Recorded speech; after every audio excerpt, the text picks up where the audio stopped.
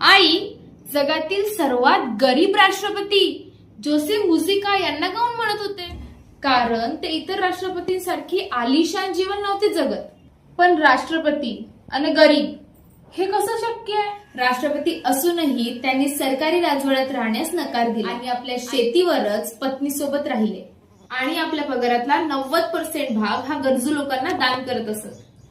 अच्छा, पण त्यांचा प्रवास कसा सुरू झाला? खूप संघर्षमयी. तरुण वयी सरकारच्या विरोधी चळवळीत सहभागी झाले आणि त्यांना अटक झाली. तब्बल 13 वर्षे तुरुंगात राहावं लागलं, तरी त्यांनी हार नाही मानली आणि नंतर ते राष्ट्रपती बनले. हो, 2010 ते 2015 पर्यंत दक्षिण अमेरिकेतील उरुग्वेचे राष्ट्रपती होते. राष्ट्रपती बनल्यानंतरही त्यांचा साधेपणा बदलला नाही. म्हणजे खरा श्रीमंत तो नाही ज्याच्याकडे खूप पैसा आहे, तर तो आहे जो आपल्या संपत्तीपेक्षा आपल्या विचारांनी आणि कृतींनी लोकांच्या आयुष्यात बदल घडवतो.